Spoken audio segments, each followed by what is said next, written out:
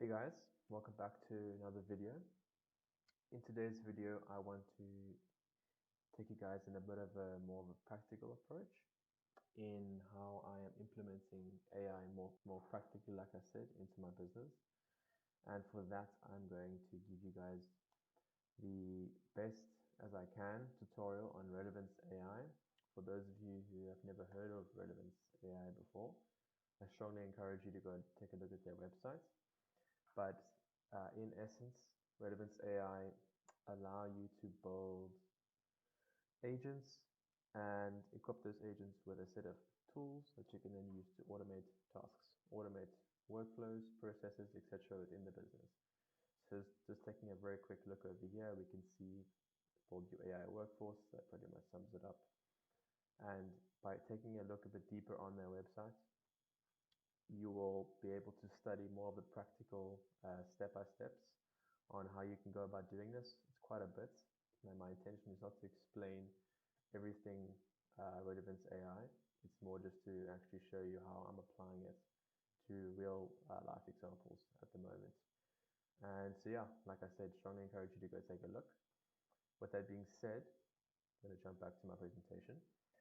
So the topic of this video specifically, just so we have a bit of direction, is I'm using Relevance to generate SEO-optimized blog posts, and from this blog post, a LinkedIn post as well.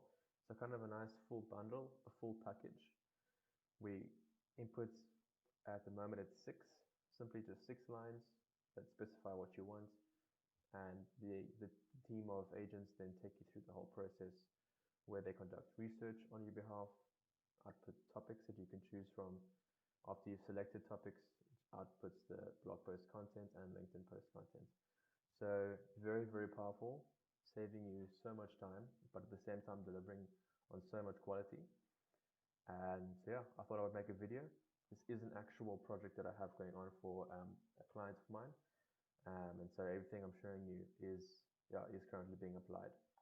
Okay, so before I actually go into the step-by-step on how I'm generating these SEO blog posts and LinkedIn content, I'm going to first introduce you to the team. And so in doing so, first of all, we have 3 agents. First one being SEO Sally, second one being Ricky Researcher, and the third one being LinkedIn Larry. And these agents work together as a team, with Sally being the person that I would say is in charge. She makes sure that all information is delegated to the agents that need them, and that she collects all the responses that she requires from those agents once they've actually gone and done their research. All right, so let's get into a bit of a brief introduction on Sally. She is the actual SEO specialist that is responsible for generating the blog posts and the LinkedIn content. In her specific toolbox, now if you guys remember, I said each agent with a set of tools, and those tools you then can go and program, you can then go and develop individually, integrating various LLM steps, various, for example, web scraping tools, other integrations. You can really make this into quite powerful tools that equip your agents with quite a bit of ability individually, which is why they're so powerful in teams as well, and hence me making this video to demonstrate. So in her specific toolbox, she has a client company researcher tool, a content strategy researcher tool, content and SEO keyword ideas, post generator, and backlink generator. These tools are all going to make sense in a bit once I actually take you through the step-by-step. But I just thought I would introduce you early on. Next, we have Researcher Ricky, who is our designated research expert. So he specializes in browsing the web and scraping key information from any websites of interest. And his toolbox, he has those 2 tools there. Finally, LinkedIn Larry. Larry specializes in taking the full SEO optimized blog posts, analyzing them, and then outputting LinkedIn post content ideas, and then final posts as well. All right, so with that being said, those are the 3 agents in the team. Now we can get more into the specifics of how things operate. Okay, cool. So starting off, we take in a specific input from the user in this case. So more specifically, what is that? So to generate these blog posts, we need the company name of the user, so the client's company name, their corresponding company website. Number 3, their closest competitor, 1 URL, that being their website URL, and competitor 2 URL. So just to explain how this works, I'm basically asking the client to give me their 2 competitors in this space that are doing super well content-wise, super well SEO-wise. In other words, their websites rank really high up on Google search for that particular industry or niche, and they're active on social media, they're actively posting blogs, they're actively engaging on social media, etc. What these are used for in the team is basically to train Sally on what she needs to look at when she wants to now go and generate content of our own. So naturally, if we are training Sally on our competitors' content strategies and they're doing super well, we can actually expect that Sally will then have the data that she needs along with our company's data or with our clients' data to then go and drop some really high quality SEO optimized blogs. Okay, then number 5, we have the blog post type. This being either a listicle, comparison post, or a how-to post. Now, reason for the variation is obviously just to incorporate a bit of variance on our websites when it comes to actually posting these blogs. We don't want them all to look the same. We don't want them all to sound the same. And so by introducing a bit of variance, it just gives the reader a much better reading experience at the same time. Okay, cool. Then number 6 is the reader awareness stage. So is the reader from the top, middle, or bottom of the funnel. Obviously, you will have users or clients that are in all 3, and so you will need to generate content that is targeting all 3. So that is the input from the user. Now, getting into the actual agentic tasks. This information is then taken in by Sally. All right. And from here, she starts off with the first process, which is essentially the your company name and website, along with your competitor's name and website, to Ricky, because he is the research agent. That is what he is responsible for. So in handing that off to Ricky, she gives input 1 and 2, which again is your company name and your website, over to Ricky, and he then goes using his tools and scrapes your company website to understand your company, its specific needs, its specific core offerings, etc. It uses the tool, as I just said, in his toolbox and outputs the data. What he then goes and does is step 2, using input 3 and 4, which is the competitor 1 and competitor 2 URLs, and does the same thing. He then goes and scrapes their company websites using the specific tool that we've equipped him with, and he outputs data 2, which is just the content strategy that he has now established from your 2 competitors. Great. Once those 2 steps have been finished, he then combines those 2 data bundles and then pops that off back to Sally. So he's now performed these functions, he's done his research, and he's able to now hand it over to Sally, who can then take over and move on to the next step. With this information, Sally is now actually able to use it with her own toolbox to then go and generate, in this case, content and SEO keyword ideas. And I'll elaborate a bit more when I actually take you into relevance, but it's just important to understand the basic flow of things for now. So she has the content strategy of your competitors. She's now able to now go and actually draft some ideas for you to go and choose from. Okay, so from using the tool, she outputs the specific ideas that she has now generated. She asks you to choose a topic that you would like to proceed with, and she takes in input 5 and 6, which is, if I can get there quickly, what type of blog you want, and also the reader awareness stage. With all of those considered in one, she now moves on to the next stage. She now knows what topic you would like to go ahead with, and also she knows what type of blog and what the reader's awareness stage is. With that information, she now goes and actually generates the blog using that particular tool and stores that in output data 4. Alright, so now a big part of SEO optimization is obviously generating backlinks that you can use. And so pretty cool. That's what we have equipped her to do in step 5. We have equipped her with a particular tool called Backlink Generator, which she now then uses to take the blog post that she has generated and then using the information that she scraped originally to write them, she now goes and inserts them strategically throughout the article just to improve the overall SEO score. And as an output, the final SEO optimized blog post. Alright, so just take a bit of a step back. What we basically have at this stage is we've conducted all of our research through Researcher Ricky, and we now have a fully SEO optimized blog posts based upon the content idea that we selected and the backlinks that have been integrated in. Cool. That closes that phase of the project. Moving on to the final phase is where we now use these blog posts or this particular blog post that we just generated and now turning that into an additional form of content on LinkedIn. And we're obviously going to be using LinkedIn Larry for that. So for a bit of background, LinkedIn Larry as an agent, I've trained and specialized in on 3 data sets. The first one is hooks. So there's a whole bunch of important data on what hooks are and how to use them with some examples. Second one is the particular tone of voice that we would like him to chat with. Again, it will represent the tone of our company or the tone of us as a person, us being the client. And then number 3 is general really good quality LinkedIn posts that he can then use as reference, just like we did with Sally. So that's just a bit on Larry. So with that context that he has, together with the actual blog post, he now goes and, number 1, establishes a target audience, which is very important for us.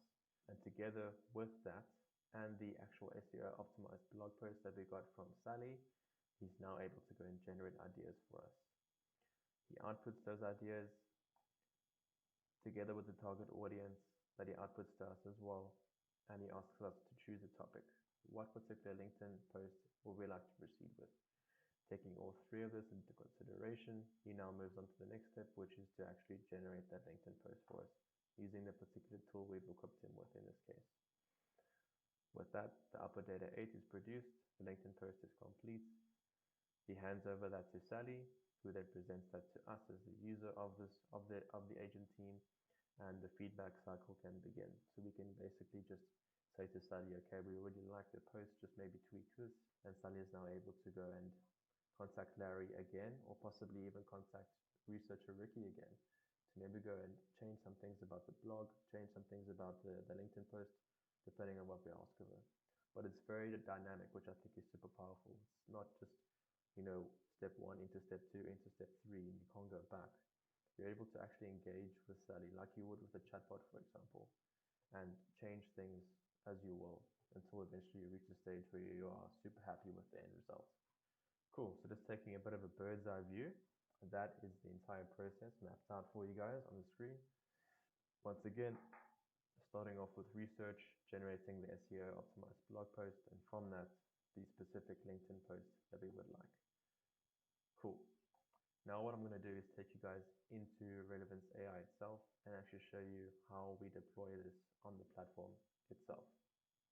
Okay, cool. So for this, I'm going to start a new task, and I'm quickly going to go and get the information that we need.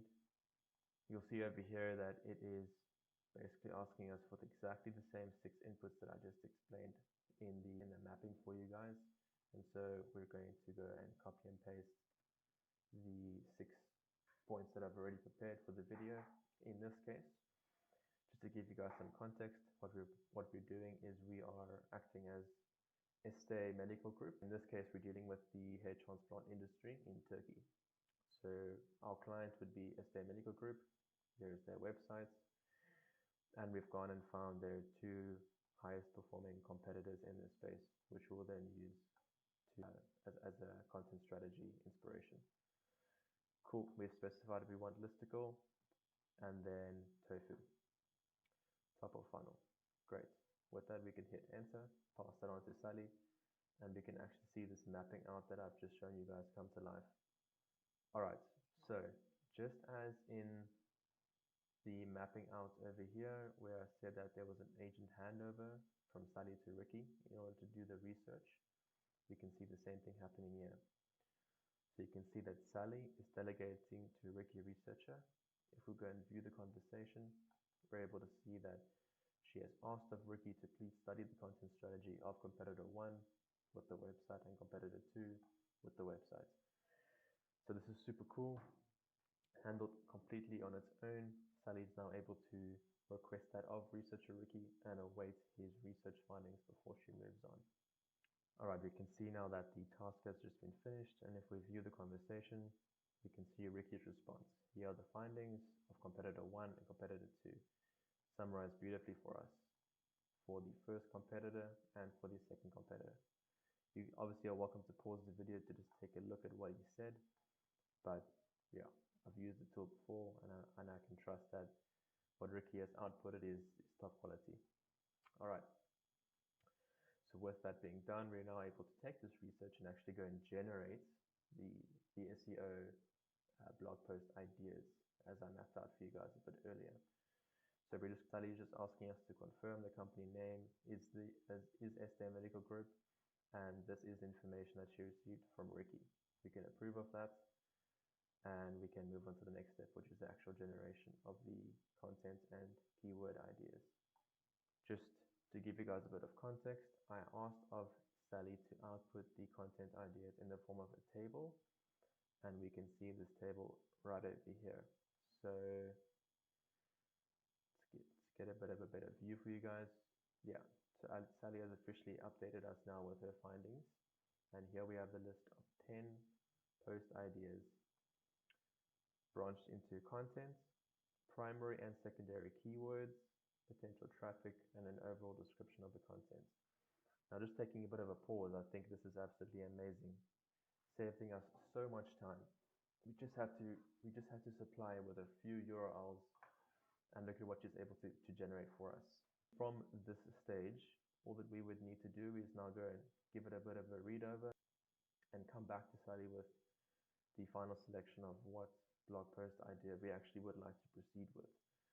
So in this case, just taking a look at the traffic, potential traffic high for number 1 and number 2. So I'm thinking of going ahead with number 2. So all we have to say, please proceed with number 2 and give that off back to Sally. And now with that idea, she's able to now go and actually generate that blog post for us, specifically based off that topic. Okay, what she's asking us to do here is just to confirm the primary keyword, secondary keyword, the company description, the idea, word count, let's go, tofu. Again, this information is all coming from the table, specifically number 2 that we've just highlighted. We said we would like to go ahead with, as well as the initial information that we've given her. So we're able to click onto approve, and in essence allow her to now go and generate the blog post for us. Okay, great. We've just received notification that the blog post is complete, for Sally to just output that to us. So just to give you guys a bit of a better view, we can see here on the right hand side the final outputs. This obviously on the left hand side is just the input that we gave her in the beginning, and this on the right is the final blog post that she has developed. As you can see, nice and long, but not too long.